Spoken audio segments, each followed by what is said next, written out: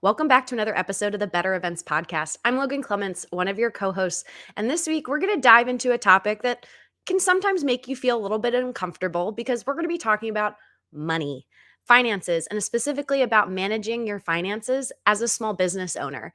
And Mary and I are in two very different places with our business in terms of the years we've been in business. So it's a really fun discussion where we share kind of our journey, things we think about, things if you're just getting started, you should think about, as well as tools and some tips that we've used to help evolve our businesses over the years. So hope you enjoy this episode. But before we jump into it, I do want to remind you the best present you can give us to help us grow this community is to leave us a review wherever you listen to podcasts, if that's Spotify, Apple, Google, wherever you're following. Give us a review.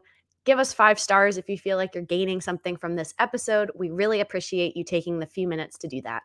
And without further ado, let's get into the episode. Welcome to the Better Events Podcast. Join two event strategists, Logan Clements and Mary Davidson, who believe we can all create, host, and attend better events. In this podcast, you will learn about event strategy and actions that you can use today as an event host, planner, or manager. Hear directly from the people who are creating innovative and inspiring events today and tomorrow, and grow your business along the way. Now, let's get started, and thanks for listening to the Better Events Podcast. Hello, everyone. Welcome back to another episode of the Better Events Podcast for this week. This is Mary Davidson, one of your co-hosts, and I am joined by our other co-host, Logan Clements. Logan, how's it going today? It's going really well. I'm very excited, as I feel like I am every week, to talk about today's topic. Yes, excited is our buzzword every week, which if you've been listening with us for a while, I'm sure you know that now, but we are truly excited. So Logan's going to introduce why we chose this topic today. But before we get there, we have to do our icebreaker that we do. And today's question revolves around a workshop that we just attended of our friend and fellow event colleague, Laura Yarborough Lloyd. And she did a workshop on event etiquette. And it was, for me, super enlightening. And so this is our icebreaker question for today that has to go with that, which is, what's something that you are trying to work on to become more professional as you're doing events? So Logan, why don't you start us off? Yeah, I do want to shout out, and we'll put it in the show notes because I don't think I'm going to have the correct number off the top of my head, but Laura was on our podcast and talked about the importance of etiquette and hospitality in events. Mary, I'm going to say episode 15, but we'll put the correct one in the show notes. So you could go back and listen to that. But yes, something that I'm working on to be more professional with events from an etiquette standpoint. This one's kind of hard because I feel like we've gotten some certain habits that have come up from doing virtual events. And so one of the things that Laura talked about in her workshop was about having a power outfit. And I had some very good power outfits pre-COVID. I used to live in Shanghai, China. And so I got a lot of tailored outfits. I have a hot pink suit that I joked was my power suit that I could wear, and I just feel like I was $1 million. So my kind of thing I'm working on is just getting a couple more pieces in my wardrobe that fit my current body, since I no longer fit in some of the things that I fit in a couple years ago, and that I can wear to events. I have a jumpsuit that I love that Mary got to see in person last week that I'm obsessed with, but I think I want some cute, fun blazers and things to go on top of it, just so I can dress it up or dress it down. Yeah, for me, I would say, well, lots of things, but something that's been on my mind is speech and voice and enunciation and not mumbling, which is something I try to do on the podcast as well, but it's something I really struggle with. I'm a natural mumbler and speed talker, and my family is too. So when we get together, it's just all a bunch of mumbles. And I notice people are saying, what? After I'm talking, and I'm like, okay, I really need to enunciate my words. So that's something that I'd like to try to do when I'm speaking to others in a professional setting. All right. I feel like you're very clear with me, but again, I see you in these settings. So, but it's always nice to find different things. And Laura had a lot of really cool tips that I do appreciate from her workshop. So shout out to Laura. But you're all here because today's topic, it's all about managing finances as a small business owner. And one of the reasons why we chose this topic, and Barry, I'm just going to say it. We chose it because it makes people feel a little uncomfortable. And by people, I mean even us. It makes me uncomfortable to talk about, makes you uncomfortable sometimes to talk about. I think finances is just and money is just this weird kind of taboo that people don't want to talk about. And this is something that I know I get really excited whenever I find other people who do want to talk about it, just because I feel like you don't know what you don't know especially when it comes to the financial side of your business. And so today we're going to kind of talk about our experience. Mary and I are different, years of experience with running our own business. So we'll have those two different perspectives to bring you, and just kind of some tips that we have for you that you could apply to your business, some tools we use, and maybe a couple fun money stories. We'll see if we have enough time. But I feel like I summed it up as much as I can. But first, I'm going to ask you, Mary, our first question. What was your experience with business finances before you started your own company? So my gist of this question is essentially, before you started EP Events, what was your experience with the business side of finances? Really the most in depth that I got. Well, okay. So prior to this, I was working with nonprofit organizations. And so, as all companies and organizations and businesses, finances are very important, especially so for nonprofits, because they are trying to raise these funds to be able to support their organizations. And so we always had the goal of how much money in general we needed to raise that year. And then my piece of the puzzle was events. And so I kind of had a glimpse on the big goal, and then how I was going to personally help get there was based on the event budgets that we created. And so if it comes to finances, prior to EP Events, it was really just event budgets and ensuring that I could help meet those budgets. And then we really focused in on ROI for those budgets, return on investment. And so that's I helped set the event budget. So I'd say when it comes to budgeting, that's the place that I was in.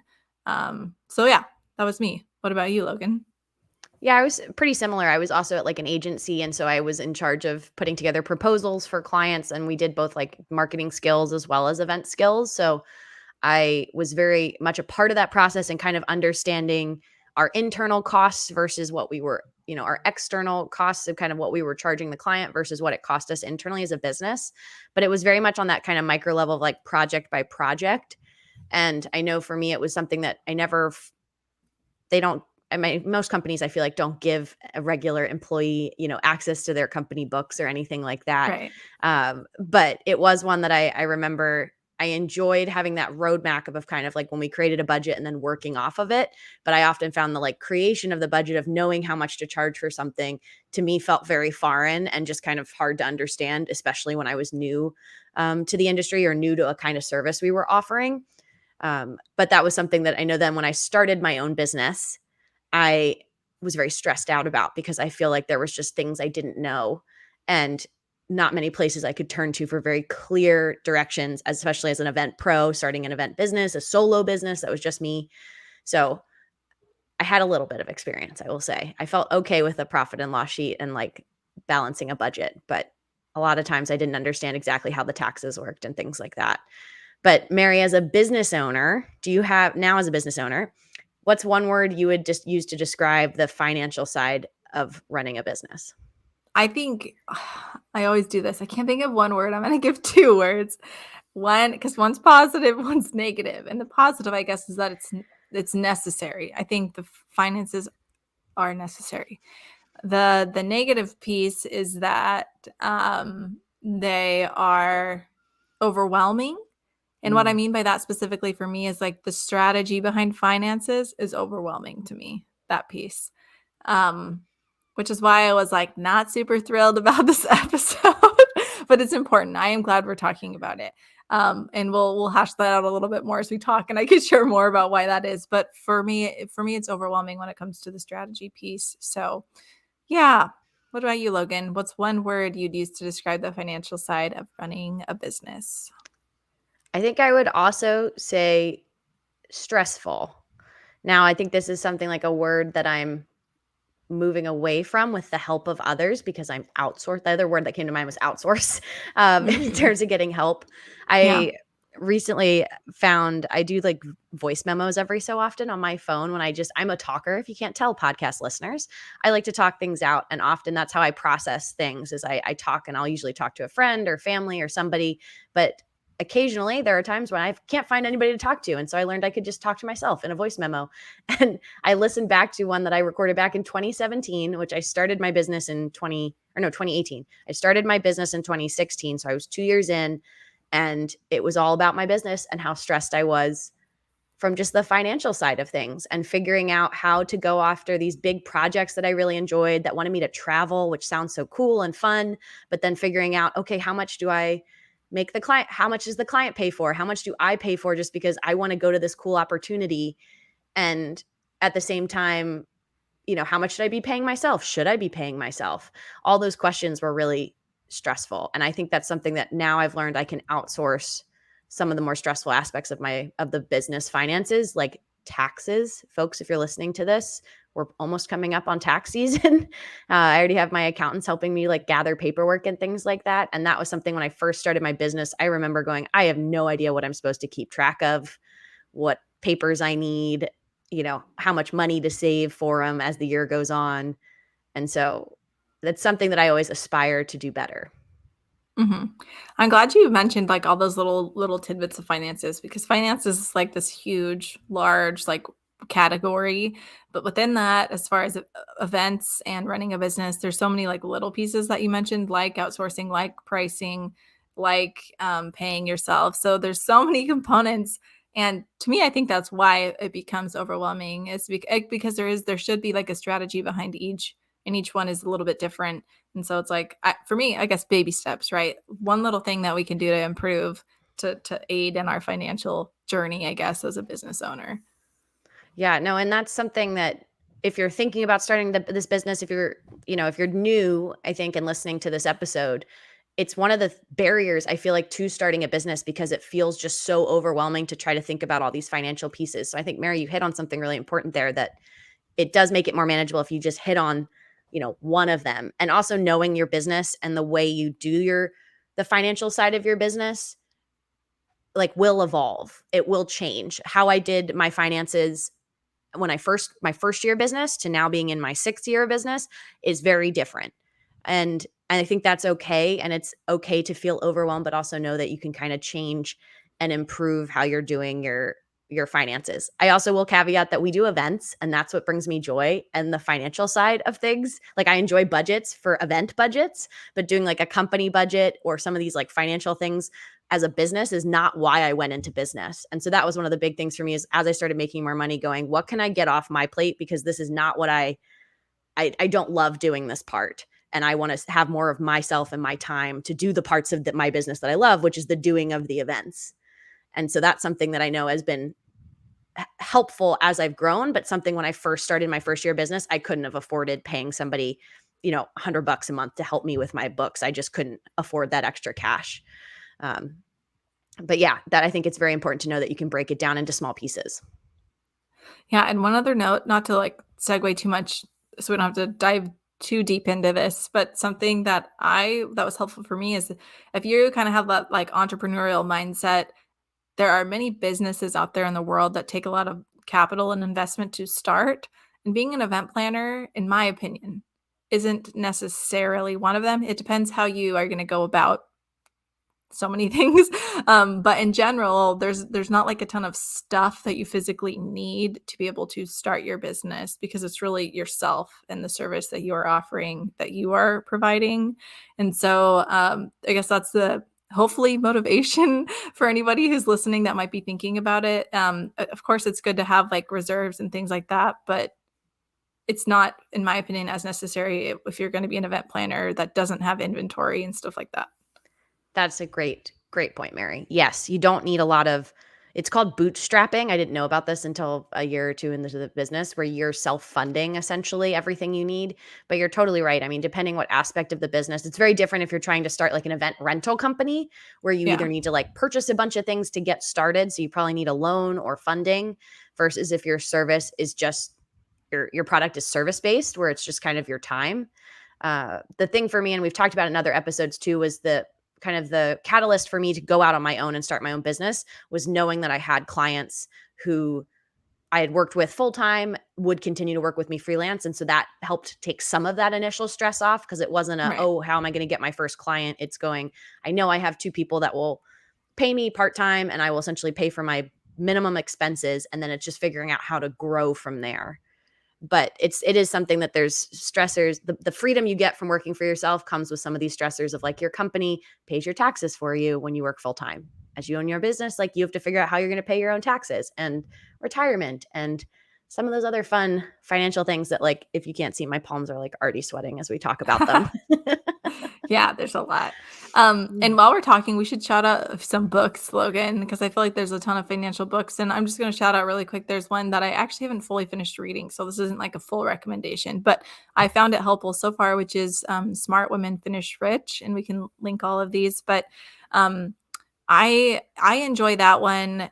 It is written by a male, and he talks a lot about like, who am I to talk to this group of women and tell them like what they need to do financially. But I appreciate his perspective, and he basically just talks about how a lot of women kind of fall back on other things, but we as individuals need to be self-sufficient no matter who you are, just because you never know what's going to happen. So I really appreciate that book. And the reason I brought that up is because what Logan just said, he talks a lot about you personally as yourself, and maybe it benefits other members of your family, need to have like your own retirement account and your own this and that, just not as a selfish thing, but as a self-sufficient thing.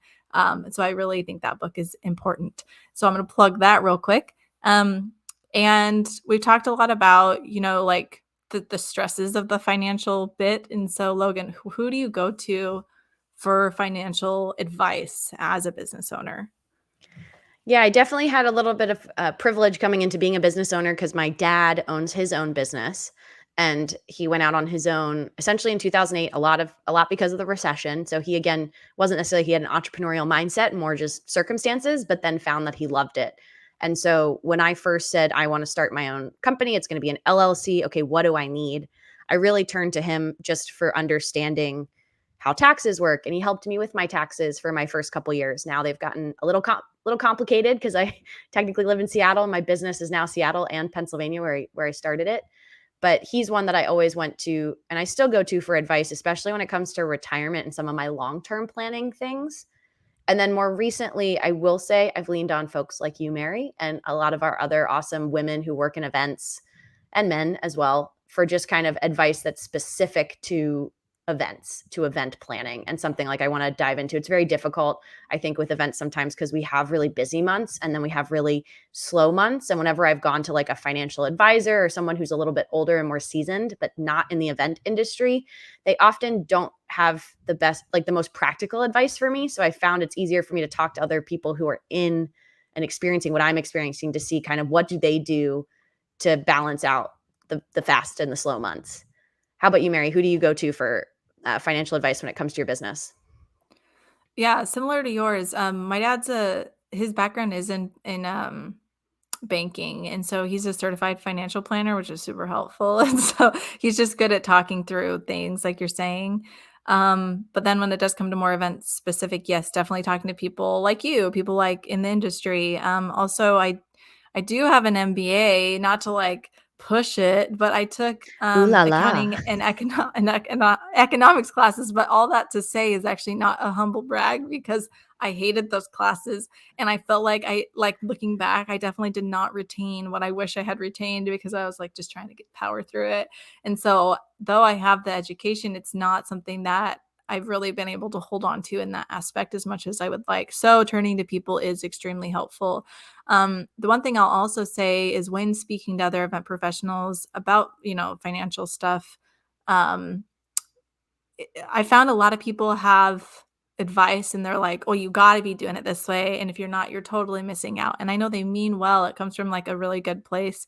But the more I hear that, it brings me pause, and I'm like, I'm totally not doing it that way. Am I missing out on something? And maybe I am. But I just wanted to like also call this out, that if that's something that you experience, I think just remember that you know what's best for you and your business, because a lot of it is dependent upon what your goals for growth are for the business, like what your why is, like we talk about all the time. So what somebody says is, "Oh, you got to be doing this or you're missing out," might not really be true. I'm starting to like be very leery when someone actually says that to me. So there's another plug that I found helpful.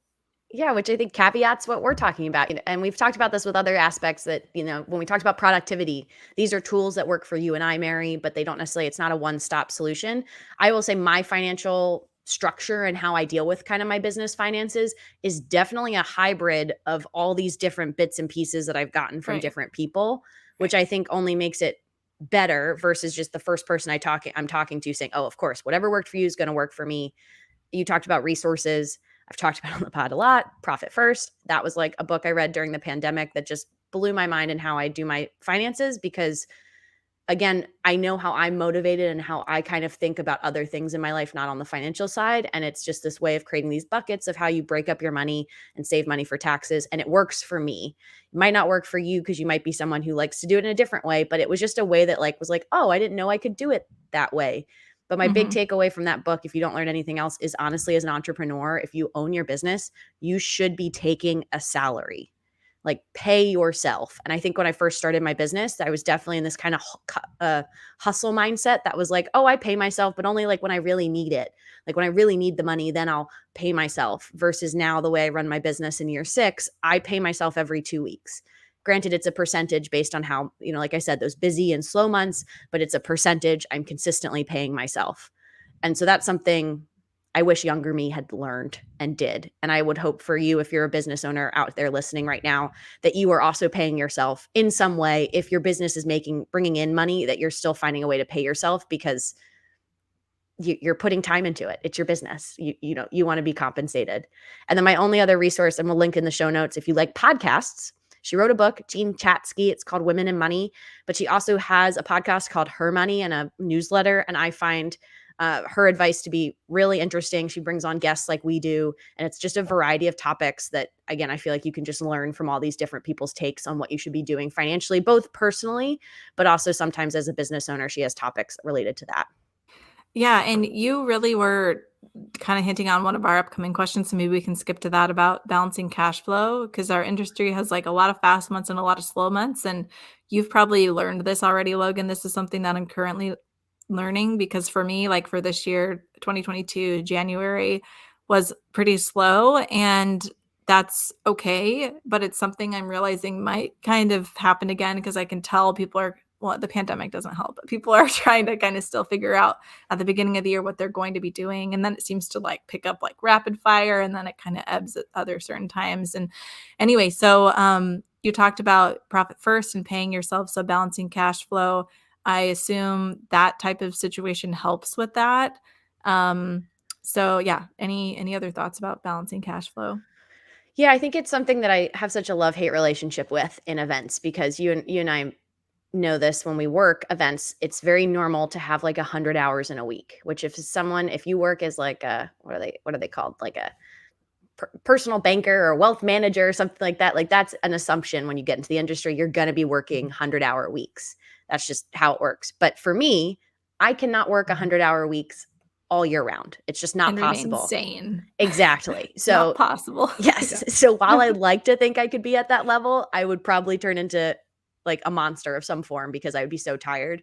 And so you kind of need those busy and slow months, whether it's on purpose or sometimes based on the work you do. So when I first started my business, I did sports. There weren't many sports happening from like middle of November until really middle of February. So when COVID, and the way I learned to balance was I would just try to save in my really busy months instead of paying myself and at that time I didn't really pay myself a percentage, but instead of thinking, oh wow, I've had a really good month, let's go on a vacation or I can splurge on that new computer I wanted, I would save that money so that I could have some funds during those 3 months that were really slow. And then COVID happened in March, right after I'd just gotten through, a 2.5, 3 months of savings that I put together. So it was probably the worst timing ever because my safety net was kind of gone. And so it Mhm. is something since COVID and reading Profit First and paying that percentage, it has helped me build up essentially like cash that I can pay myself on those slower months, um, especially whether it's because I'm not necessarily getting events at that time or because I'm choosing to take time off. Like December of 2021 last year, I went on a 2-week snowboard vacation and purposely said no to events in that month because I mentally just wanted a break. I needed a break, but that meant I wasn't getting cash into the business. So I needed to have made sure I saved enough. But then if you're like me, you're probably listening to this podcast and being like, Logan, what's enough? That's like my $1 million question. I always ask people, I'm like, how much is, what percentage is enough to, feel secure and feel safe that you have enough like emergency savings as a business owner? And the answer doesn't fully exist. It's up to you to kind of figure out how much you need to feel comfortable. Like what, again, back to my basics of like, what's my rent? What's my rent? What are my basic expenses every month? And are those covered? And like, then, how much more do I want to have on top of that as for like my own lifestyle and things like that. But you kind of have to project and look ahead to see, okay, where are my fast months coming? Where am I slow? And figure out how you can kind of balance your time. Does that kind of answer the question, Mary? I feel like it was a little bit of a ramble there. No, I think that was good. Yeah. And I have like so many thoughts, I feel like jumbled up in my head. So I'll try to piece them together. But one of the other books that I really enjoy, which I did finish, was The Magic of Tiny Business.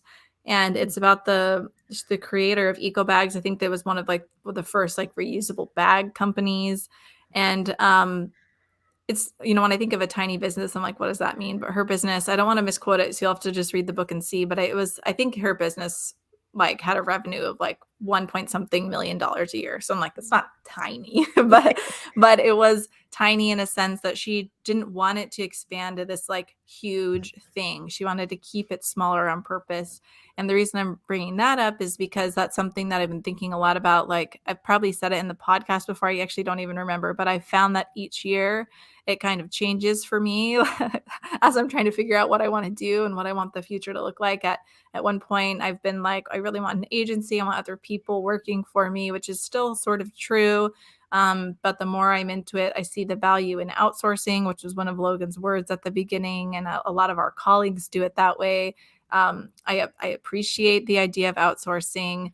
And all this is to say, I think that when I have looked at my finances and like my business account, I have tried to save a lot of money in there so that if I could hire someone, then I would have money to be able, obviously, to pay them, even if there wasn't work coming in, like a full-time employee type situation. And the more that I work as a business, the more I'm not totally sure if that's for me or not, trying to figure it out. But when it comes to cash flow, I found that as far as like my personal accounts go, I was holding so much for this like potential in my business account that I wasn't really sending. I don't do the profit first thing like Logan does, although I would like to, I will say that. And I'm starting to read the book. So I think that's in my future. But I just found that was really ruining like my personal cash flow because I wasn't sending anything over. I also think it's important to caveat, just because we're sharing our experiences, is that I feel like I'm a really like privileged person and business person because I have a spouse and his income is really what supports us. Not everybody has that. So maybe if you're listening, you do have that and you can relate, or maybe you don't. But that's something that I have, which then allows me to be a little bit riskier and hold on to that money a little bit more, I have found. But then, like I've just said, there's definitely pros and cons to that. Need to kind of figure out my cash flow a little bit better now. But so anyway, I just wanted to share that. Hopefully that fits in somewhere with what we've been talking about. Yeah. And I think there's great in that too, because I think as a small business owner, again, especially as an event person, the big thing for me that was hard to understand when I first started and something I'm a lot more comfortable with now also is the fact that you are a business. Even if you are a freelancer, you are a business in the sense that you're making money, but then you're going to have expenses. So you have your computer, you have your software, you have physical goods that you might be using to do your service. If you're a makeup artist, you have all your makeup that you purchase to do your job. Those are expenses. And so when someone is paying you, you are not taking 100% of what they paid you as profit because you have expenses as a business. And that's something why I think we also feel uncomfortable talking about money, because it's a taboo topic. When we grow up, we're told not to talk about, like politics and money and all these things with, friends, family, and that kind of stuff. But for me, the biggest realization was I think I was working with folks that assumed when they paid me $500, wow, I'm giving Logan, if I had $500, imagine what I would do with it. Like, that's a lot of money. And then you go, wait, but here's all the things that I have monthly expenses that no matter if you pay me $500 now or $500 3 months from now, like every month I pay for my Gmail, that's $5, and all those things like add up. And so you have to realize that.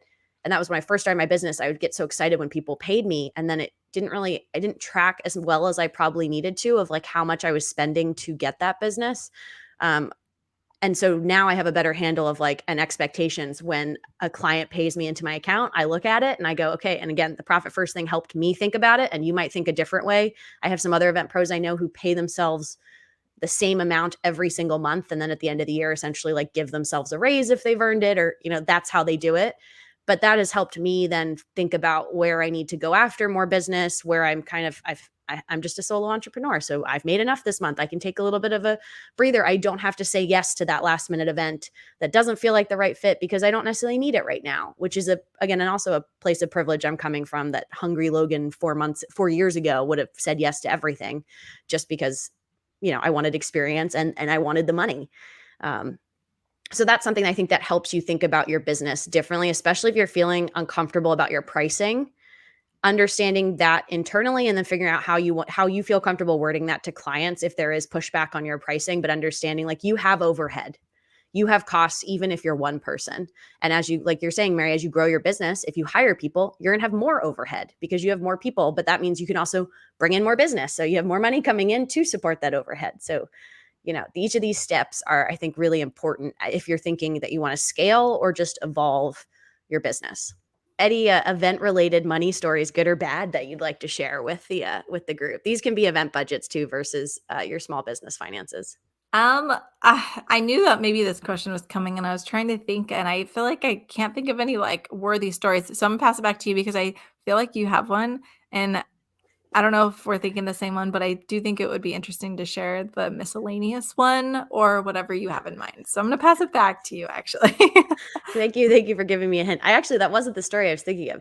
This one, the first one I was thinking of was definitely coming from a business perspective. I got an event that wanted me to travel, and they offered me kind of a flat rate for this amount of days. And the only caveat was they weren't going to pay for my flight or my hotel. And so I crunched the numbers and found out that I was essentially going to probably break even, meaning I was going to spend on my flight and hotel for the duration of the project as much as I was getting paid. And this current me probably would be like, is it worth it, Logan? I don't know. And I thought at the same time, but the way I evaluated it in the moment was it was an opportunity that I was super excited about. I really wanted to get in with this client. And it was kind of just, I was really hungry and just excited to be there. And so I did it, and it ended up bringing me some very large pieces of business based on the people I met through that project. But on my books, on my small business finances, it didn't look like a very profitable project. If anything, I might have come out between food and cars and things that I had to get places, almost in the negative. But so it's not necessarily a good or bad story because I think it comes out with a good ending, but it's just something for you to think about as a event vendor, event planner, especially if you're getting started, as long as you kind of have reasons behind it. And I knew I had other clients who were paying me, so I wasn't going to be losing money, entirely that month. I think that's a good sign. But yes, the other one, Mary, that you talked about, that we've talked about, I had a client who had on their event budget. I always love looking at event budgets. For hating my company finances, I really nerd out about the money when it comes to events because I just think everyone can be more efficient. You mentioned earlier, Mary, like our why is so important.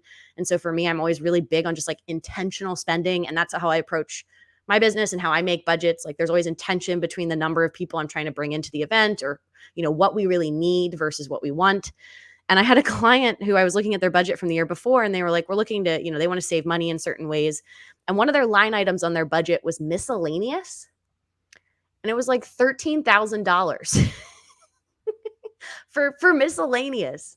And when asked, no one at the organization could tell me what they spent $13,000 on. And to me, this is just talks back to, I think I've had a video on YouTube about having a perfect event and how you need to have a good post-event report, because to me, it feels ridiculous to just spend $13,000 miscellaneously. But maybe if we'd listed out all the things we spent it on, you could understand like, oh, it was last minute printing fees, or we had to rent a moving truck to move all of our decorations, or I had to bring in extra staff, and like, you can then plan for it. But the fact that it was just kind of this miscellaneous charge, I had no way as a planner to help that client fix that problem moving forward because no one could tell me what it was. And to me, that is so much money, especially based on what this client did. There was so much money that could have been impactful in so many other ways. And so just a caveat to you, same with your business. If you just have like weird expenses at times, like just make sure to make notes to yourself.